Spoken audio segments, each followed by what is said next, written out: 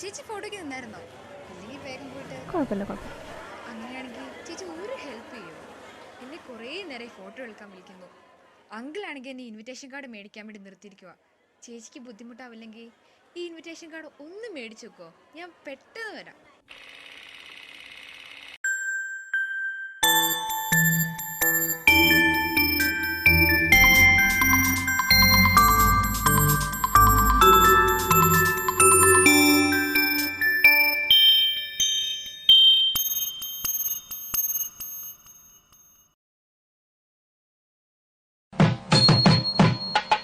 വിവാഹം അത് സ്വർഗത്തിൽ വെച്ചാണ് നടക്കുന്നത്.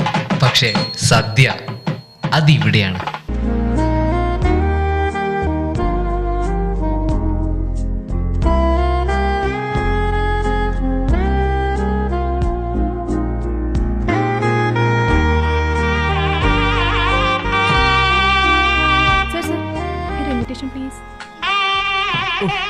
ഞാനത് കാറിൽ വെച്ച് മറന്നു.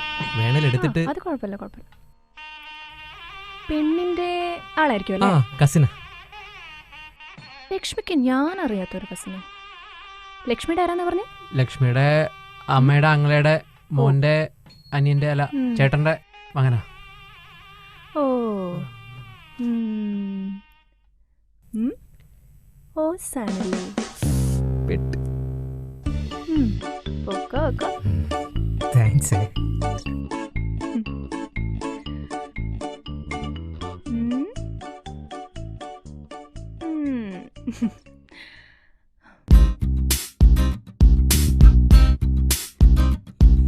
ചെമ്പാവിൻ ചോറുണ്ട്, ചോറ് വിളമ്പാനിലയുണ്ട്. ചെമ്പാവിൻ ചോറുണ്ട്, ചോറ് വിളമ്പാനിലയുണ്ട്. രുചിയേറും കറിയുണ്ട്, സദ്യ കഴിക്കാനാളുണ്ടോ?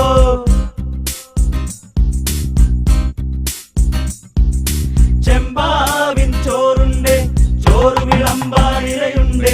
ചെമ്പാവിൻ ചോറുണ്ട്, ചോറ് വിളമ്പാനിലയുണ്ട്. രുചിയേറും കറിയുണ്ട്, സദ്യ കഴിക്കാനാളുണ്ടോ? അവിയൽ തോരൻ എരിശ്ശേരി, മാമ്പഴക്കാളൻ പുളിശ്ശേരി, പച്ചടി കിച്ചടി സാമ്പാറും ഓലന് കാളന് പിഞ്ചിക്കറി. അവിയൽ തോരൻ എരിശ്ശേരി, മാമ്പഴക്കാളൻ പുളിശ്ശേരി, പച്ചടി കിച്ചടി സാമ്പാറും ഓലന് കാളന് പിഞ്ചിക്കറി.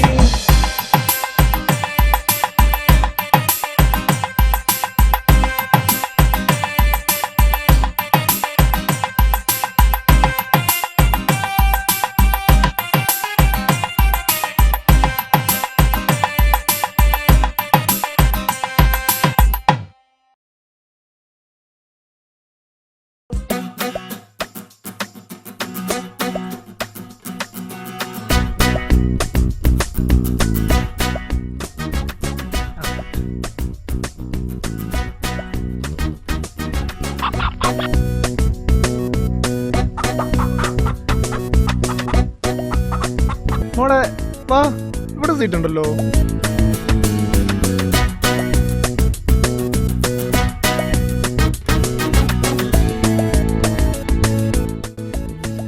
കണ്ടോ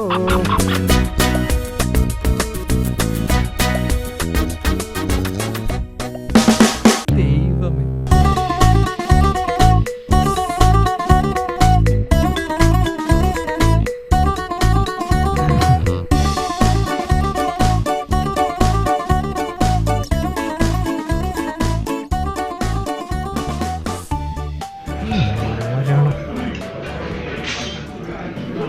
എന്താ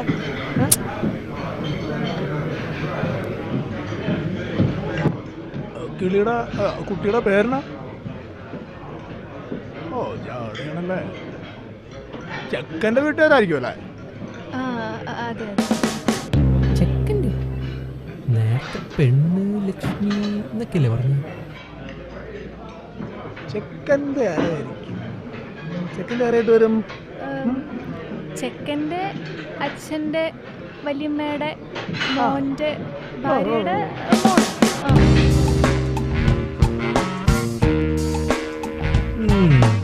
നമ്മുടെ ആളാ. എന്നിട്ടാണ്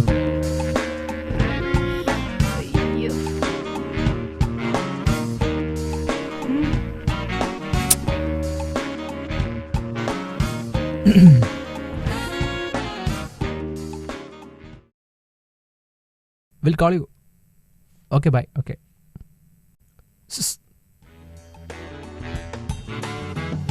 ഓസാണല്ലേ?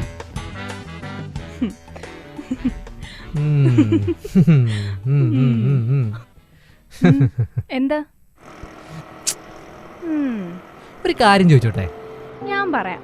ഒരു പെണ്ണായിട്ടും ഞാൻ എന്താ ഇങ്ങനെ ഓസിനടിക്കാൻ പോകുന്നതെന്നല്ലേ? അതെ, ഒരു ഫണ്ണായിരിക്കും അല്ലേ?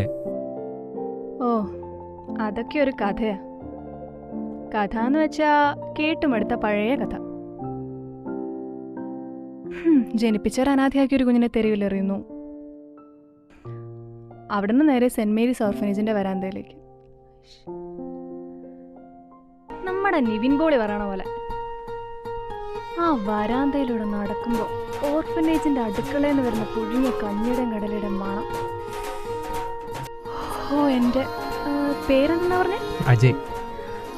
ആ, എന്റെ പൊന്നജയാ. പിന്നെ ചുറ്റുള്ളതൊന്നും കാണാൻ പറ്റൂല. ആ കഞ്ഞിക്കൊണ്ടുള്ള ഓട്ടാ. പിന്നെ എനിക്ക് ഭക്ഷണം ഒരു ടൈം പാസ് അല്ല. ഒരിക്കലും.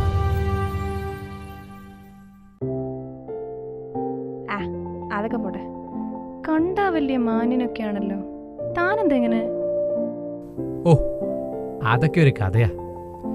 ഇപ്പൊ തന്നെ ഫുള്ള് ശോക. ഇനിയിപ്പോ അതും കൂടെ വേണ്ട. പിന്നെ ആവട്ടെ.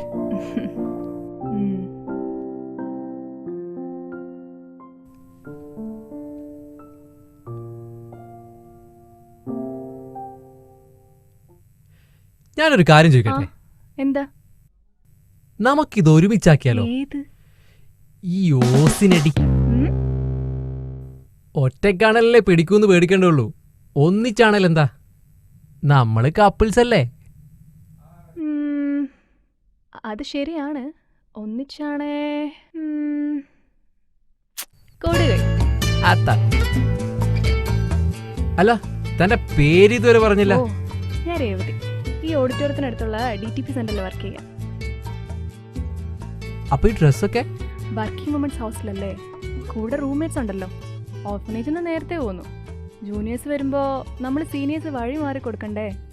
ചെറിയ ശമ്പളം പകുതിയിലധികം ഓർഫനേജിലേക്കാ. അപ്പോ ഒരു നേരത്തെ ഭക്ഷണത്തിന് കാശ് ലാഭിക്കുന്നത് തെറ്റാണോ? ഏയ്, ഒരിക്കലുമില്ല. അപ്പൊ നാളെ ജയ ഓട്ടോറിയത്തിൽ വെച്ച് കാണാം. മറക്കണ്ട.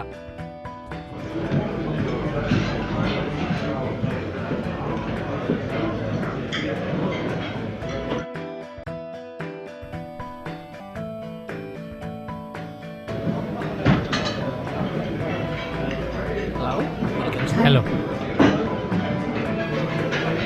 ഒന്നിച്ചൊന്ന് നിന്റെ മെച്ചം കണ്ടു. ഇപ്പൊ അവര് കാടും വേണ്ട, ബന്ധു പറയണ്ട. അവരെന്നെ വിളിച്ചു കേട്ടോ.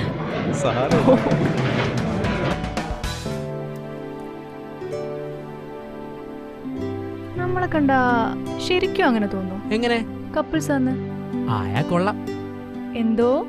അല്ല, അങ്ങനെ ആയാ കൊള്ളാന്ന് പറഞ്ഞതാ. ഈ കുട്ടികളൊക്കെ ആയിക്കഴിഞ്ഞാ കല്യാണം കൂടലൊക്കെ വലിയ റിസ്ക് അല്ലേ? നമ്മളും കുറെ ബുദ്ധിമുട്ടും. വല്ലാത്തൊരു വടക്കം കാറ്റ് അടിക്കുന്നുണ്ടല്ലോ. ശരിയാ, വല്ലാത്ത ചൂട്. നമുക്ക് പുറത്തു പോയി സംസാരിക്കാം. അങ്ങനെ അതങ്ങ് സംഭവിച്ചു. എന്താന്നോ അത് തന്നെ. സദ്യ ചേർത്ത് വെച്ച ഞങ്ങളുടെ കൈകൾ ഞങ്ങളറിയാതെ തന്നെ ഞങ്ങളുടെ മനസ്സുകളെ ചേർത്ത് വെച്ചു. മനസ്സിലായില്ലേ? സിമ്പിളായിട്ട് പറഞ്ഞ ഓള് വീണുന്ന്. കുറച്ച് പവർഫുൾ ആയിട്ട് പറയുകയാണെങ്കിൽ we fall in love.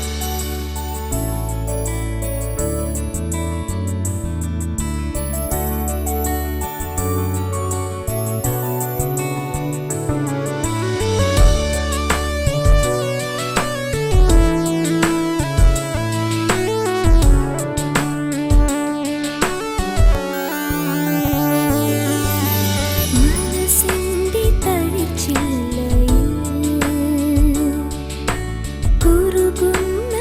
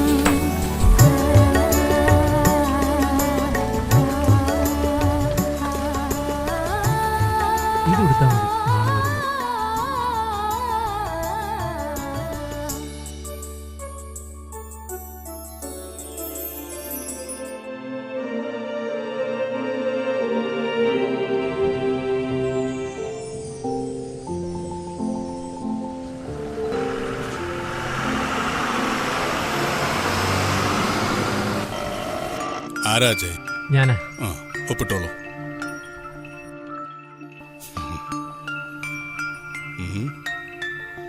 ആ പേന അങ്ങോട്ട് കൊടുത്ത്.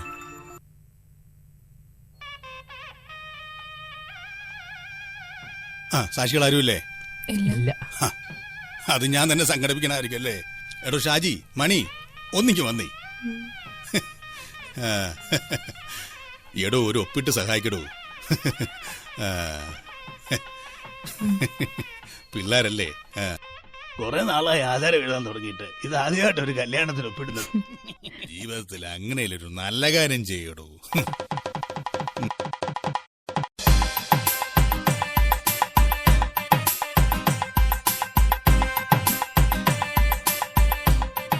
അതെ, ഇനി എങ്ങോട്ടാ? നമ്മുടെ റീജൻസി ക്ലബിൽ ഒരു VIP കല്യാണം നടക്കുന്നുണ്ട്. നമുക്ക് അങ്ങോട്ട് പോവാം. ശരി. ഇന്നും ഓസാണല്ലേ? നീ അങ്ങോട്ട് തേങ്ങിയിരി.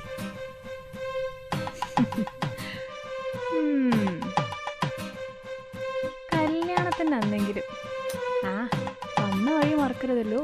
ഡേഡി.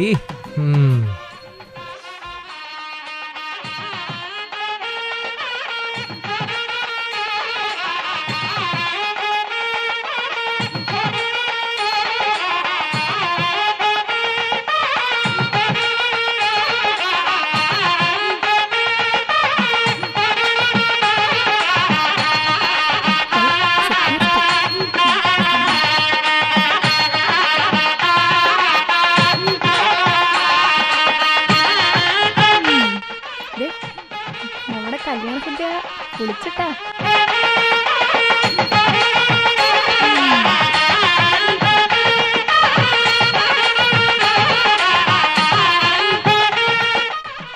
ഇത് കുറച്ച് കൂടിയ കല്യാണമാണല്ലോ.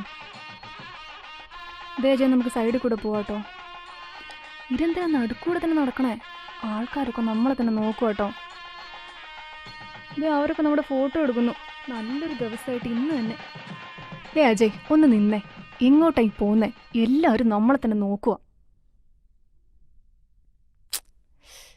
എന്താ?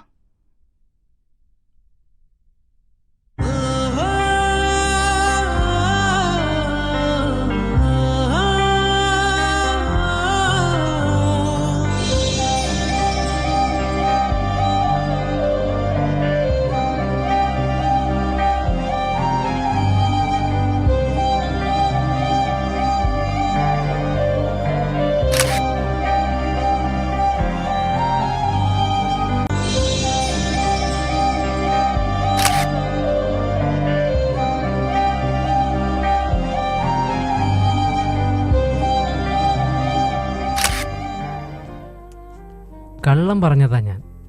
പക്ഷേ തന്നെ പറ്റിക്കാനല്ല. മരണം വരെ അച്ഛനും അമ്മയും ഒരുമിച്ചായിരുന്നു. പക്ഷെ അച്ഛൻ്റെ വലിയ ബിസിനസ് തിരക്കിനിടയിൽ അമ്മ ഒറ്റക്കായി. ആ പാവം നാട്ടുമ്പുറത്തുകാരിക്ക് പിന്നെ പ്രാർത്ഥനയും നേർച്ചകളുമൊക്കെ ആയിരുന്നു ജീവിതം. മകനെങ്കിലും നല്ലൊരു ജീവിതമുണ്ടാകട്ടെ എന്ന് ആഗ്രഹിച്ച് അമ്മ നേർന്നൊരു നേർച്ചയാ. തൻ്റെ മകനെ 101 കല്യാണങ്ങൾ ഭിക്ഷ കഴിപ്പിച്ചേക്കാമെന്ന്. തൻ്റെ ഭാഷയിൽ പറഞ്ഞ ഹോസിലടിപ്പിക്കാമെന്ന്. അതിനുള്ളിൽ മകന് ചേർന്നൊരു പെണ്ണിനെ അവന് കിട്ടും പോലും. ഓരോരോ അന്ധവിശ്വാസങ്ങളെ. പക്ഷെ അമ്മയുടെ പ്രാർത്ഥനയുടെ ഫലമാണ് നീ. താൻ വിഷമിക്കണ്ടടോ. തൻ്റെ ഓർഫനേജിലെ സിസ്റ്റേഴ്സും കുട്ടികളും എല്ലാവരും ഉണ്ട്. പിന്നെ കെട്ട് പള്ളിയിൽ വെച്ചല്ലാത്തോണ്ട് അച്ഛന്മാരാരും വന്നില്ല. അല്ലെങ്കിലും ഒരു സദ്യ കഴിക്കാൻ എന്ത് മതമല്ലേ? അതെ, ഇങ്ങനെ നിന്നാ മതിയോ? സദ്യ റെഡിയാ, കഴിക്കണ്ടേ?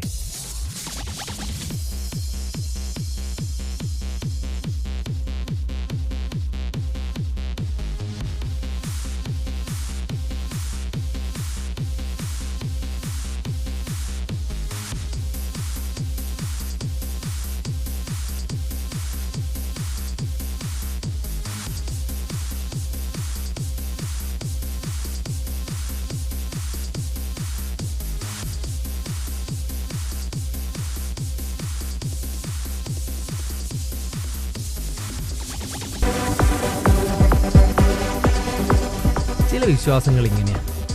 ചിലപ്പോൾ അന്ധവിശ്വാസങ്ങളായിരിക്കും, എങ്കിലും അത് നമ്മൾ സ്നേഹിക്കുന്നവരുടെ പ്രാർത്ഥനയാകുമ്പോൾ അതിൻ്റെ റിസൾട്ട് ദേ ഇങ്ങനെ ഇരിക്കും. ഏതായാലും ഞങ്ങൾ ഹാപ്പിയാ, നിങ്ങളോ?